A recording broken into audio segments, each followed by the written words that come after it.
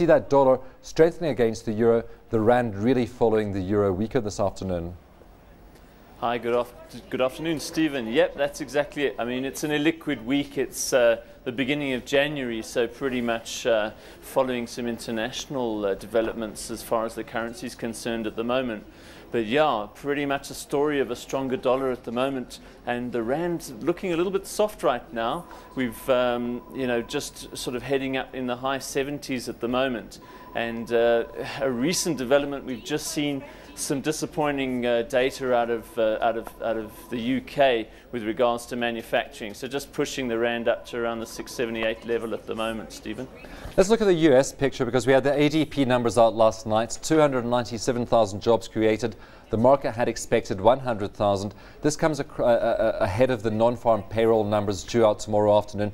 Is there necessarily a correlation there? Because in November we did see a bit of a divergence there. Yeah, you're right. No, looking at November, there was a negative correlation there. So the ADP number in itself not necessarily feeding through always positively to those non-farm numbers.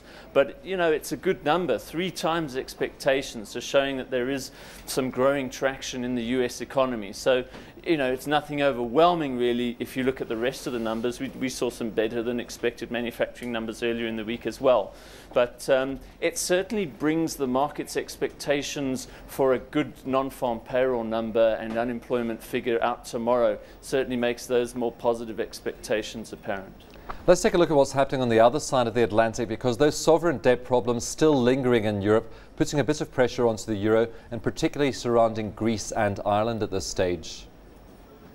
That's it. Well, yeah, I mean, those problems keep arising, but Ireland's certainly the country on everyone's lips at the moment, with some concerns around the Swiss central bank and holding their debt, and just the state of the banking sector, and further perhaps aid required from the European Union. So those woes are there, and that's really, you know, reflected in the value of the euro against the dollar at the moment. And even with the dollar strength, you know, it's sort of a double whammy right now as well, with the US economy showing some signs of improvement. So yeah, the European story probably is going to be a concern for the entire year, with those debt levels and the fears of contagion around holding those European debt this year.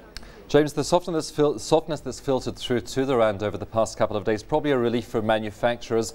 Unions will probably also welcome it. At 677, it's still pretty strong. We had news that Chile has intervened in its currency market. Brazil also taking more measures. And of course, you've just come back from a jaunt around South America, so you probably have first-hand knowledge of how strong those currencies are.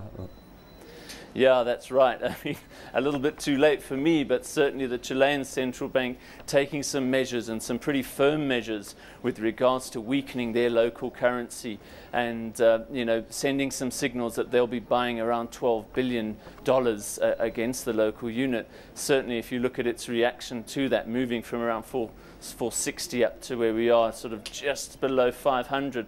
So what does that say with regards to the rand? Well, we've had calls by areas of our economy to weaken the rand, and it certainly adds some sort of support to that argument.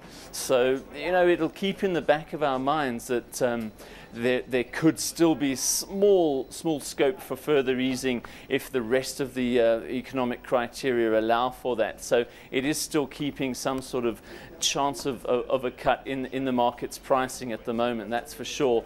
We'll also be looking, obviously, with regards to the currency, at tomorrow's reserve data release, and get maybe some indication of our local central bank, the Reserve Bank. What have they been doing? Have they been accumulating dollars firmly at the moment? So those will be some figures we'll look at tomorrow morning, Stephen. How about the bond market? How's that performed this week? Is it too early to tell what the bond market's pricing in for that MPC coming up later this month? Yeah, I think you're right in saying it's probably a little early to really gauge, in this lack of liquidity at the beginning of January, what the market as a total is thinking. At the moment, we're really tracing international markets, and initially earlier this week with the currency strength, we've seen some stronger bond levels, but weakening off a little in line with the US bond sell-off that we saw after the improved figures this week. So, you know, we're still at relatively strong levels, but it's too soon to really gauge a view going into the MPC right now this week.